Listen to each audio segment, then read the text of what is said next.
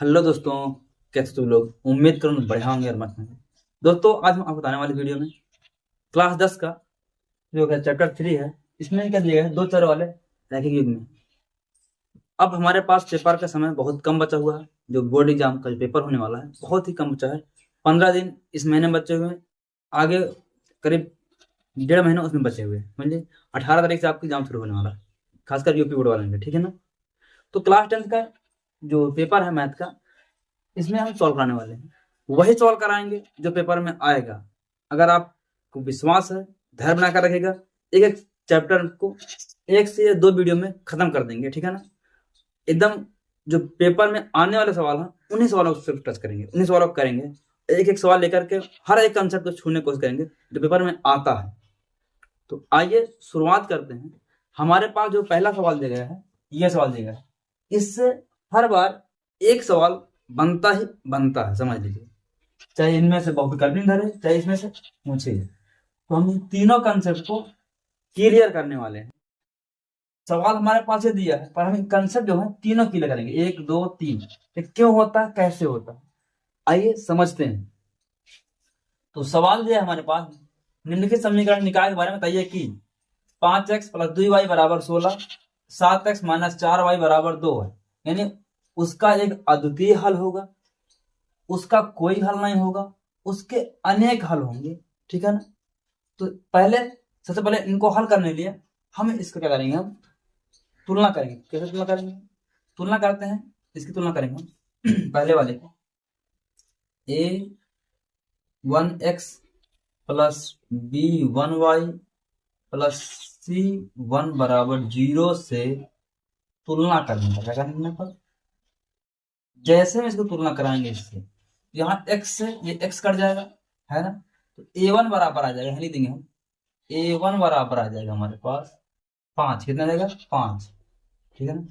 इसकी तुलना इससे करेंगे तो y से y कट जाएगा इसका, और b1 बराबर आएगा हमारे पास 2। कितना जाएगा? 2। उससे अगर हम c1 निकालेंगे, c1 बराबर आएगा कितना जाएगा? 16। कितना जाएगा? 16।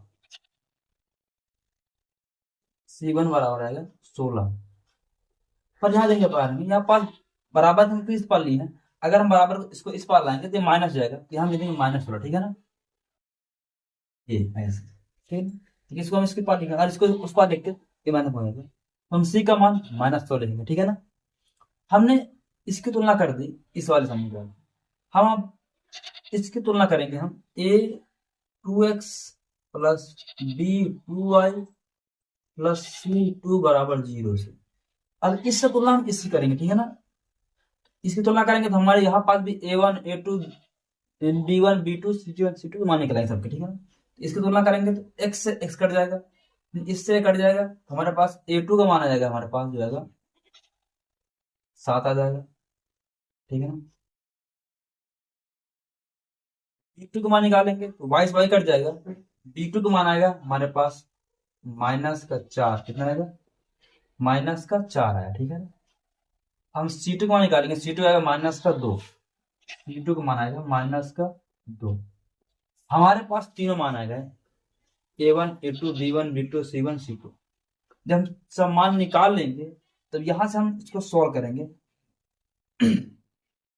अब हम पहले सीखते हैं, उसका अद्वितीय हल होगा, उसका कोई हल नहीं होगा, उसके अनेक हल होंगे। अब इस कंसेप्ट द्वारा सीखते हैं। तो ये कंसेप्ट जो होता है वो होता है, अगर हम a1/a2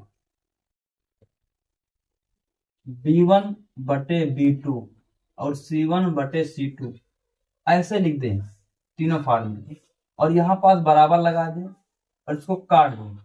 इसका मतलब क्या होता है? ये बराबर नहीं है, मतलब ये बराबर नहीं है, तो हमसे इससे वाले से कोई मतलब नहीं है।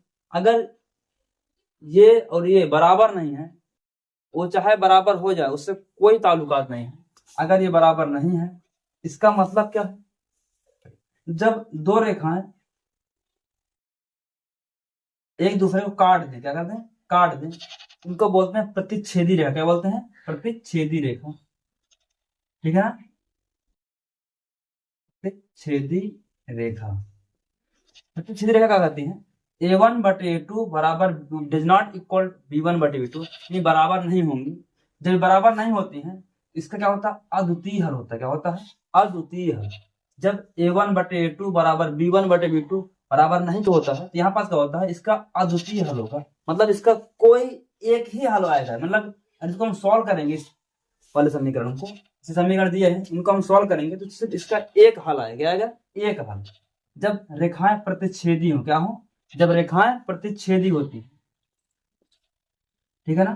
तो अगर हमारे पास रेखाएं प्रतिच्छेदी आ रही हैं, प्रतिच्छेदी रेखा, तो ये वाला फॉर्म बनेगा। अगर हम बात करें a1/a2 b1/b2 ये बराबर हो जाए, क्या हो जाए, ये बराबर हो जाए, ठीक है ना, और c1/c2 बराबर ना हो, ठीक है ना, यानी ये दोनों बराबर हो जाए, तब क्या हो जाए, अगर ये दोनों बराबर हो जाए तो ये बराबर कब होगी, जब रेखाएं हमारी समांतर होंगी। क्या होंगी, समांतर रेखाएं होंगी, समांतर रेखाएं, ठीक है ना। जब हमारी समांतर रेखा होंगी, ऐसे एक पैरेलल रेखा होंगी, तब ये बराबर नहीं, ये यहाँ पर बराबर हो जाएंगे। जैसे ये वहां बराबर हो जाएंगे, इससे कोई मतलब नहीं। अगर दोनों ही बराबर हो गई तो क्या होगा, इसका कोई हल नहीं होगा। मतलब कोई हल ही नहीं आएगा, इसका कोई आंसर ही नहीं निकलेगा। तो ये कंडीशन में लगती है, जब a1/a2 बराबर हो b1/b2 के, तब कोई भी हल नहीं होगा। अगर बराबर नहीं है तो एक हल होगा। मतलब अद्वितीय का मतलब क्या होता है, सिर्फ उसका एक हल होगा, ठीक है ना। अब देखते हैं एक तीसरा कैसे बनता है, जब a1/a2 बराबर हो b1/b2 बराबर हो c1/c2, मतलब कि तीनों बराबर हो जाए, a1/a2 b1/b2 c1/c2 ये तीनों बराबर आ जाए, तो क्या होगा, ये कब होता है, जब रेखाएं संपाती हो। मतलब हमने एक रेखा खींचा और इसी के ऊपर से एक रेखा और चली जाए, बिल्कुल सेम ऊपर से, इसको बोलते हैं संपाती। क्या बोलते हैं, संपाती रेखा, ठीक है ना, इसको बोलते हैं संपाती रेखा। जब संपाती रेखा होता है तब क्या होता है, ये तीनों a1/a2 b1/b2 c1/c2 ये सब बराबर होते हैं। क्या होते हैं, सभी ये बराबर होते हैं। तो इस केस में क्या होता है, इस केस में उसके अनेक हल होंगे। क्या होंगे, अनेक हल होंगे। कितने हल होंगे, अनेक हल। तो ये कंसेप्ट होता है हमारे पास।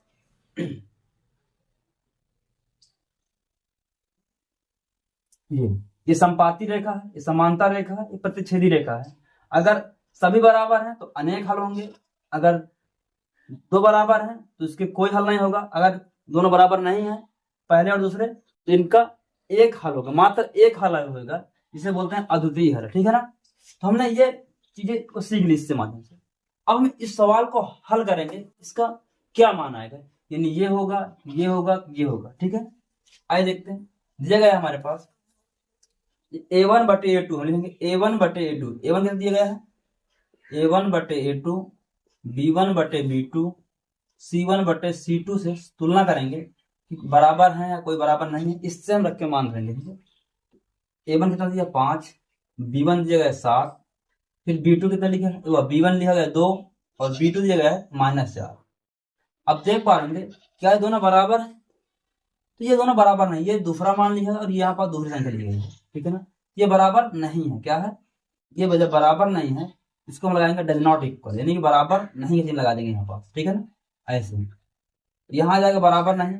जैसे यहाँ बराबर नहीं की चिन्ह आएगा तो इससे क्या बता पाएंगे, मतलब जो ये निकाय होगा, जो समीकरण होगा, इसका एक अद्वितीय हल होगा। तो इसकी प्रकृति के बारे में जानेंगे, तो इसका जो होगा एक से अद्वितीय हल होगा, लिख देंगे, दिए गए इस निकाय का अद्वितीय हल होगा। क्या होगा, अद्वितीय हल होगा, ठीक है ना।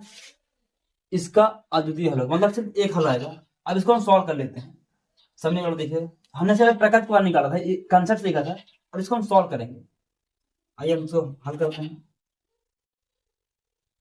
दिया गया 5x + 2y = 16, लिखा 7x - 4y = 2।